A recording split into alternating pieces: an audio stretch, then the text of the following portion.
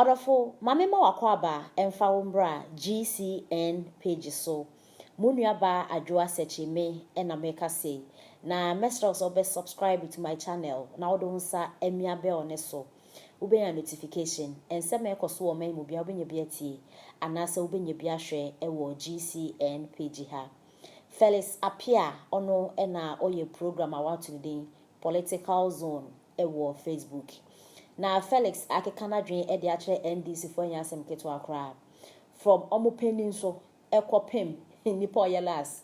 Felix akekana dwen e de akere mo a Felix ekere se Ndcfuo sebio omo enim yansa Ndcfuo sebio omo eyemmoa omo hadwen ye papa propaganda eye omo de nti Felix akekana dwen e de akere mo a enyasem keto akra. Na adofo Felix ni program a oye wo Facebook a watu ni din political zone no. Adwe etechi na ne se o kire se Ndcfuo ye nkrofo bia aho yenja Ghana emfa nso mo nso no mumbu amambu nana mo so Ndcfuo mo ye nkrofo bia wo jai Ghana de mamo a enya de amutumi ehwe so ende anase ochina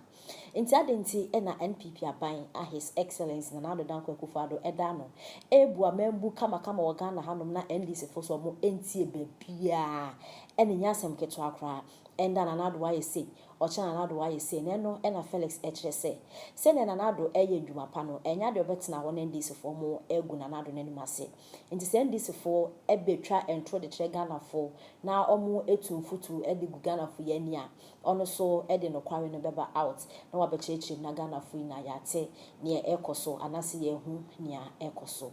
na de nti a Felix ene wake kana dwen de akye Ndcfuo ayi yomo anya asem keto ane obampani dada his excellency John Dramani Mahama ore sie du ketia he o samedem obia wo mbia anya asem keto akra ni na ne se na nsenya na ensem bi trend e wo Ghana hanoma ensem ni na ne se eye NPP aban ye wo so yi ene chese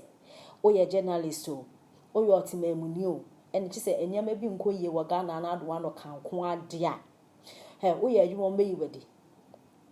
baby a wo ma behwehwe ena de ade a na nsenya ye Captain Smart ne de bebe ye de dwa e wo Ghana ha na ye beka ya na nsen journalist bi a owo City FM our friend no Caleb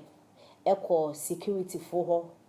se minim so na cover story o se denyo o twen ne camera eko twitwa pictures ewo security zone na no na Felix ekire se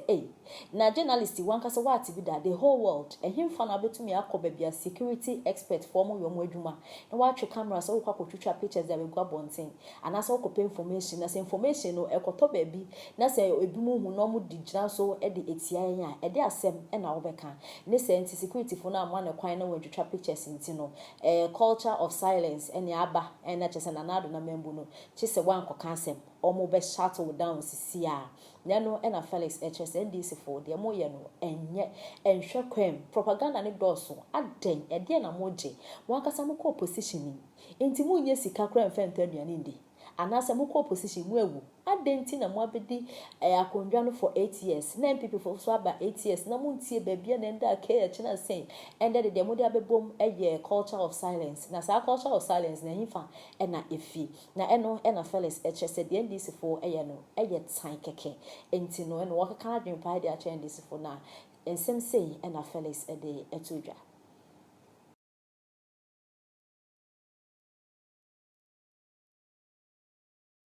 Nkwasiafo aye culture of silence. Nana, mami conclude number chobre mu mami Mr. I know say you want to. Yeah, Mr. Yeah. Because I want to finish reading it. I'll say Mr. Kuda was detected on the set day filming within the precinct of National Security installation, contrary to the no photography rules at such restricted security zones. In the city FM for Nkwasiafo na moto, are you aware say baby o ko film here no? It is said no photography zone ana. Are you guys aware? Security no baby o ko jina here no. Are you guys aware? Mo amujina wa mu defend this Caleb Jimmy Sam na wa here no. Mo ya aware say you will rules say you do high into men film there. Okay. Upon interrogation, it was revealed that Mr. Kudo had gained access to the premises under false pretense. This alone is supposed to put this foolish boy in jail. A Jimmy for no journalist for no. Sana ayi ekuapim polo ekodi Nkwasiafo ma yekotwe na so no makoye press conference amano ebiani or say upon interrogation it was revealed that Mr. Kuda had gained access to the premise under false pretense. Wadada security agency for no wadada omo or dada omo o changing oh me so and so me asimesi e wo bra na me asimesi me asimesi e no di konya access e de call ho e don kwan no e breach e Jimmy for no se ma bodam a e no kwan na e breach Nkwasiafo abodamfo Ndcfuo abodamfo amoma me no ayi papa no mo e wo mu nim nyansa so mu di tumfo mmoa e Jimmy for Ndcfuo Akwasiampafo Ndcfuo e mmoa Ndcfuo munyane Ghana nyamodea enyam nkwa na mu ruli Ghana yeye enyam ahama nkwa ne nyansani o Ghana mo ye Nkwasiafo na munyane mmoa sefo mmoa mpreko Ndcfuo no bi mu ye mpreko mo Jimmy dodo Nkwasiafo NDC ni a wote US wo betume ko gina Pentagon ekwa twa picture ada na mabobo bodam sa UK for NDC for mo UK wo betume ko gina UK sebi o mu security installment ekwa twa picture Akwasiampafo amompa no kure mo ye mmoa mo ma me ni na anim nyansa ko so mu ntumo fopa e Jimmy for asefo Nkwasiafo kwa eda Jimmy sem no politics inti yen twitwa ye security apparatus en fanto abonten fanya propaganda na Boko Haram ni binje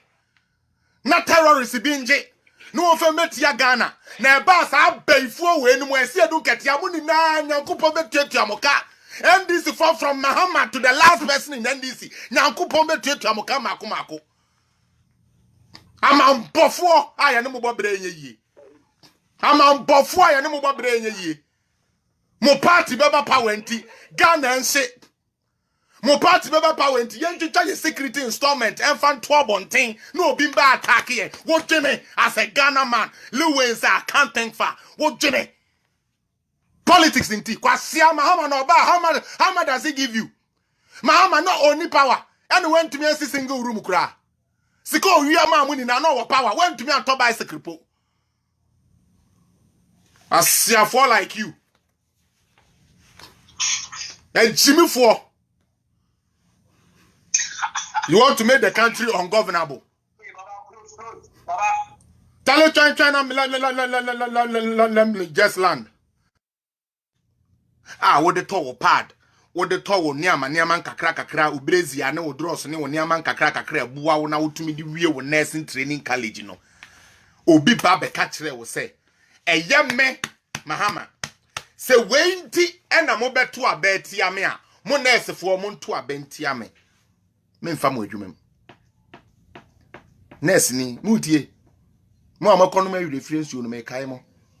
because me wona namfofo a fampoma no na mo awie so na mo titifie mama time na obi aba not only say wa restore allowance no unuanu mo wie ya na mo titifie 2013 backlog aneta ho nurse ni boni aye ya fa wo mu ni na adwumam amebi kura so private nurse so hey Ghana ya ho be kire ye bra ye be bre no Ghana for ekufo adu free so a ene ye be hu